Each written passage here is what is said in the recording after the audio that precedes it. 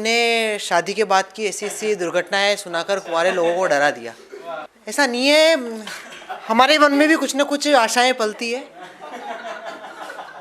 कि जो कोई थाम लेगा मेरा हाथ हाथ में, जो कोई थाम लेगा मेरा हाथ हाथ में, जागा करेंगे हम भी आधी आधी रात में, जागा करेंगे हम भी आधी आधी रात में, सर पे हमारे भी कभी सहरा ये सजेगा, हम भी कभी ढूंढेंगे अंगूठी परात में,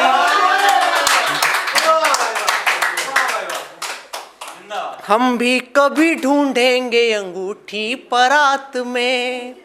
भैया ने बात की अभी कि बाहर आए हुए हैं, तो मैं भी 1 साल से लगभग दिल्ली आया हुआ हूँ और खाना खुद बनाना पड़ रहा है। और यकीन मानिए रोटी बनाता हूँ, ऐसा कोई देश नहीं होगा जिसका नक्शा मैंने नहीं बनाया। लेकिन अब गोल रोटी खाने का मन कर रहा है तो उसके लिए एक ही उपाय नजर आ रहा है कि अकेले तन्हा तन्हा कट रही मेरी जवानी है, बिना किरदार लिखी जा रही मेरी कहानी है। ओ मेरे सास की बेटी जहां भी हो चली आओ, क्या बात है, वाह जिंदाबाद।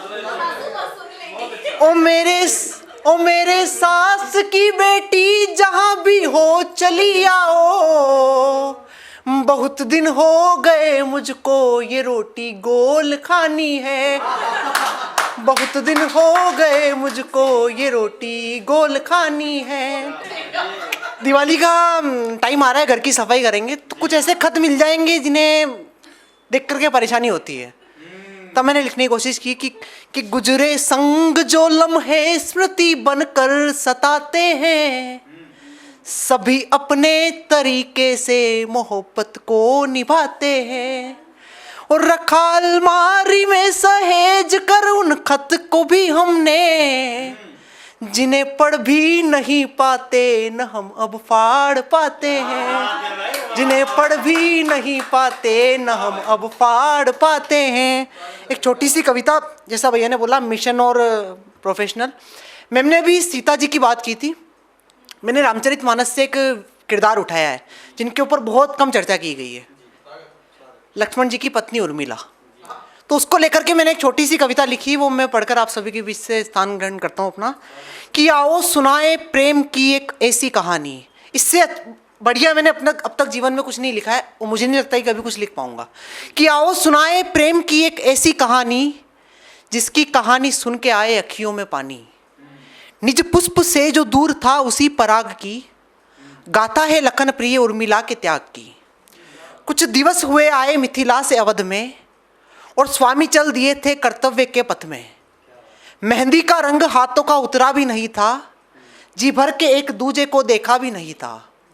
थी बात नहीं 1 2 या 3 बरस की, थी बात नहीं 1 2 या 3 बरस की, स्वामी से थी जुदाई 14 बरस की, स्वामी से थी जुदाई 14 बरस की। जितने संजोए ख्वाब थे वो सारे ढल गए, जितने संजोए ख्वाब थे वो सारे ढल गए, जब स्वामी भैया भाभी संग वन को चल गए, और आखिरी मिलन पे पास में आए थे जब पिया। और ऐसा केवल आदर्श भारतीय नारी ही कर सकती है, और किसी के बस की बात नहीं है। पंक्ति सुनिएगा कि आखिरी मिलन पे पास में आए थे जब पिया, आखिरी मिलन पे पास में आए थे जब पिया, दिया हौसला कर्तव्य से विमुख नहीं किया, दिया हौसला कर्तव्य से विमुख नहीं किया। और जब वो वन में चले गए लक्ष्मण जी, तो उसके बाद में उर्मिला की क्या दशा हुई कि हर दिन है इंतजार में उर्मिला का ढले, हर दिन है इंतजार में उर्मिला का ढले, बैठी विरह में किंतु आंसू भी नहीं निकले। क्योंकि लक्ष्मण जी ने वादा लिया था कि 14 वर्ष तक तुम्हारी आंखों से एक आंसू की बूंद नहीं टपकनी चाहिए, कि बैठी विरह में किंतु आंसू भी नहीं निकले। प्रतीक्षा में वो स्वामी की बेटी रहे बेचैन, वन की ही ओर टकटकी लगा के बैठे नैन। दिन रात जलती वो विरह की ही अगन में, तन्हे अवध में मन सदा रहता वहां वन में, तन्हे अवध में मन सदा रहता वहां वन में। आज्ञा से वो स्वामी की सब संभालती रही, निद्रा लखन की लेके भी वो जागती रही। श्री राम के सेवक की एक सेविका बनके, श्री राम के सेवक की एक सेविका बनके, बेटी है राज भवन में वो तपसाधिका बनके। भीतर की वेदना को वो भीतर ही दबा कर, माता के सामने वो बैठे दीप जलाकर। शक्ति लगी लखन के वो मूर्छित से पड़े थे, संकट उर्मी के दीपों पे मंडराने लगे थे।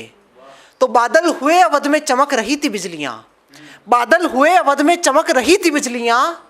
चली तेज पवन दीपों को पर बुझने ना दिया, चली तेज पवन दीपों को पर बुझने ना दिया। इंद्रजीत पे जीते लखन जो शक्तिमान था, उर्मी के सतीत्व का उसमें योगदान था।